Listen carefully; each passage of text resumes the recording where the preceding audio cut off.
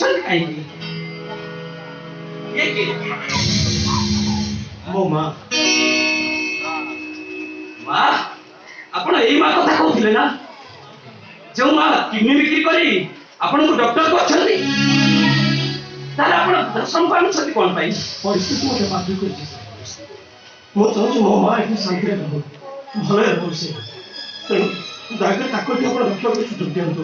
ମନା କରିବି। ତାହେଲେ ଆପଣ ତଳେ ବସିଛନ୍ତି କ'ଣ ପାଇଁ? ମ୍ୟାଡାମ, ଆପଣ ତଳେ କାହିଁ ବସିଛନ୍ତି? ଉଠନ୍ତୁ, ଉଠନ୍ତୁ ମ୍ୟାଡାମ।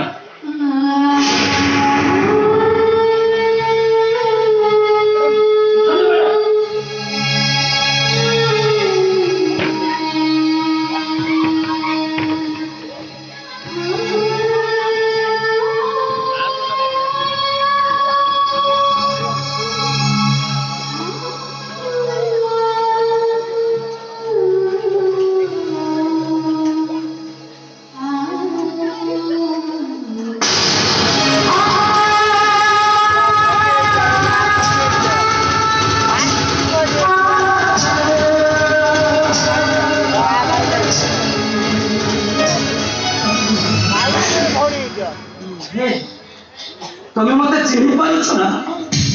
চিনি পারুছ তুমি?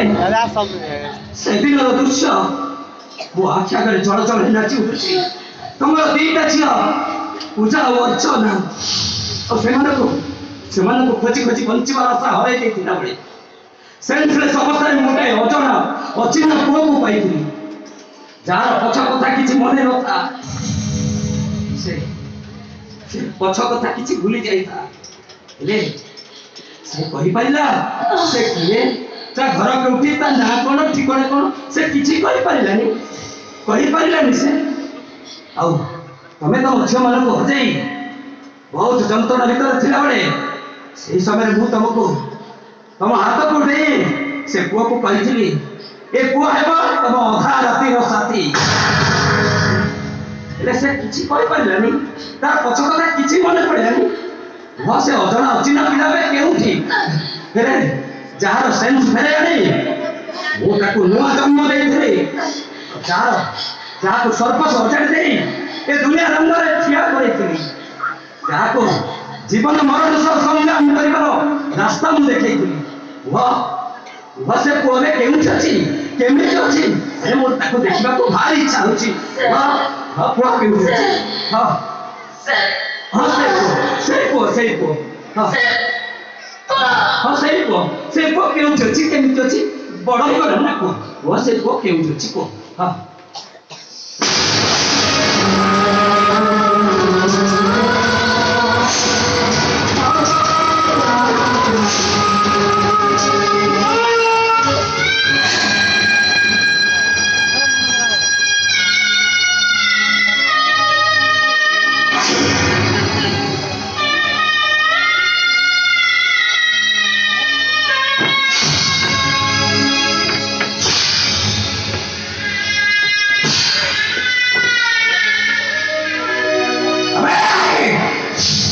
ସେଇ ଅଜଣା ଅଚିହ୍ନା ଅପରିଚିତ ପିଲାଟା, ଯାହାର ବାକ୍ୟ ବାଧ୍ୟତା ନାହିଁ, ଯେଉଁ ମାର କଣକ ଖାଲିଟା ତୋ ପାଇଁ ଶ୍ରୀମନ୍ଦିର ନେତ ପାଲଟି ଯାଇଛି, ଆଉ ଯାହା ପାଇଁ ତା ମା ଦିଟା ହଜି ଯାଇଥିବା ଝିଅର ଦୁଃଖକୁ ଭୁଲି ଯିବାକୁ ଚେଷ୍ଟା କରୁଥିଲା।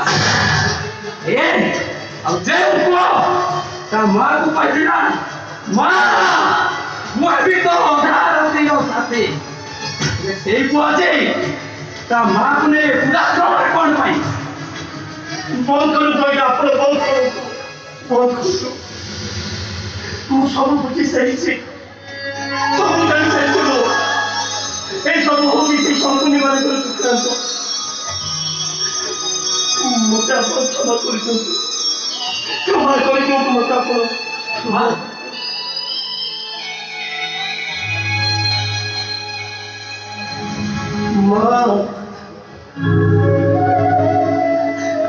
ମୁଁ ତତେ ଅନେକ କଷ୍ଟ ଦେଇଛି ରେ ମା।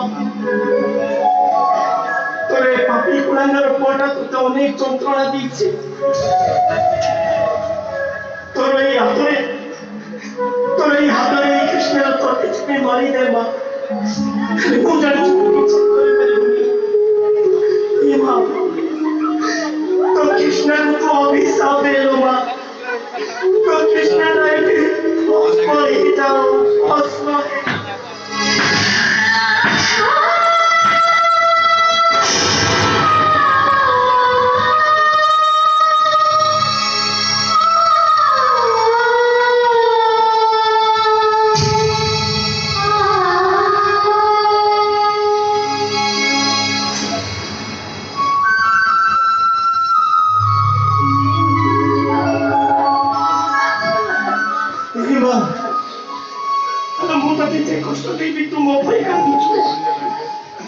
माँ चल माँ चल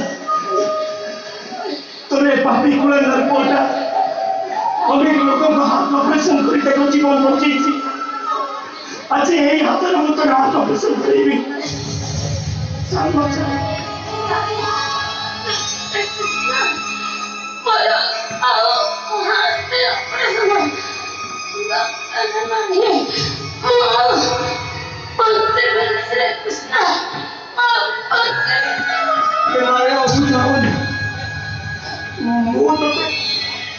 ଦିନେ ମୁଁ ତତେ ମନା କରିଥିଲି ନା ମୁଁ ତତେ କାନ୍ଧରେ ନେଇପାରିବିନି ହେଲେ ତୁ ଯେମିତି ମତେ ପିଲାବେଳେ କାନ୍ଧରେ ବସେଇ ପୁରେଇଥିଲୁ ଆଜି ଏଇ କୃଷ୍ଣ ତାର ଏଇ ପିଠିରେ ତତେ ବସେଇକି ନେଇଯିବ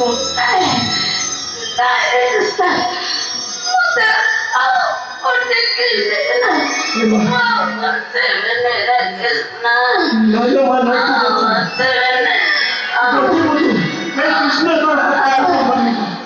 चल मत चल मत